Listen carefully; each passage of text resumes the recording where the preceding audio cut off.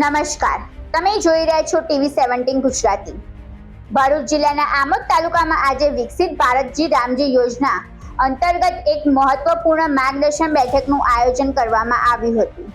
આમોદ તાલુકા પંચાયતના હોલમાં યોજાયેલી આ બેઠકમાં તાલુકાના તમામ સરપંચો, તલાટીઓ તેમજ અધિકારીઓ ઉપસ્થિત રહ્યા હતા। આ બેઠકનું નેતૃત્વ આમોદ તાલુકા પંચાયત પ્રમુખ રાજદીપસિંહ તથા વિકાસ અધિકારી નરેન્દ્ર કુમાર દ્વારા કરવામાં આવ્યું હતું। બેઠકનો મુખ્ય હેતુ યોજનાના અસરકારક અમલકરણ અને ગ્રામ્ય વિકાસને વધુ વેગ આપવાનો હતો।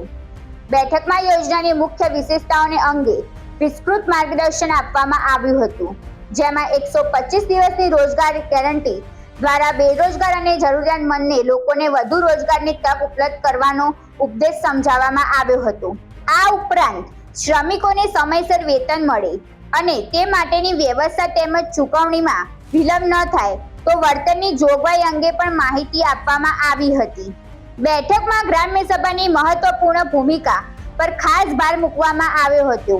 ગામના સર્વાંગી વિકાસ માટે વિકસિત ગ્રામ પંચાયત યોજના એટલે કે VGPP તૈયારી કરીને વિકાસના કાર્યોને યોગ્ય દિશા આપવાની જરૂરિયાત સમજાવવામાં આવી હતી। સાથે જ ગ્રામ વિકાસ સાથે જોડાયેલી વિવિધ સરકારી યોજનાનું સંકલન કરીને ગામના સર્વાંગી વિકાસને ગતિ આપવા અને આધુનિક ટેકનોલોજીના ઉપયોગથી પારદર્શી, ઝડપી અને જવાબદારી વધારવાની અંગે પણ ચર્ચા કરવામાં આવી હતી। અધિકારીએ જણાવ્યું કે ગામના વિકાસથી વિકસિત ભારતના સંકલ્પને સાકાર કરવા માટે સ્થાનિક સ્તરે સુચારુ આયોજન અને લોકોની ભાગીદારી અત્યંત જરૂરી છે। તાલુકા પંચાયત આમોદ ખાતે માનનીય તાલુકા પંચાયત પ્રમુખ શ્રીના અધ્યક્ષ સ્થાને વીબીજી રામજી અધિનિયમ અંતર્ગત એક કાર્યશાળાનું આયોજન કરવામાં આવ્યું, જેમાં ગ્રામ પંચાયતના તલાટી કમ મંત્રીશ્રીઓ, ગ્રામ પંચાયતના ચૂંટાયેલા સદસ્યશ્રીઓ, સરપંચશ્રીઓ તેમજ તાલુકા પંચાયતના સદસ્યશ્રીઓ, તાલુકા પંચાયતના પ્રમુખ સાહેબ, ઉપપ્રમુખશ્રી તેમજ બધા જ પદાધિકારીઓ દ્વારા કાર્યશાળામાં ભાગ લેવામાં આવ્યો।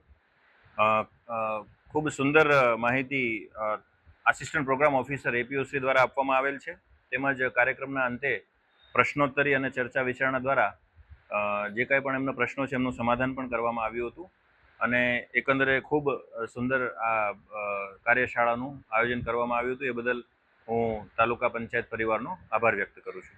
આ બેઠકમાં ઉપસ્થિત તમામ સરપંચો અને તલાટીઓને યોજનાના અમલકરણ અંગે જરૂરી માર્ગદર્શન આપવામાં આવ્યું અને ગ્રામ વિકાસ માટે કાર્યોને વધુ અસરકારક બનાવવા અપીલ કરવામાં આવી।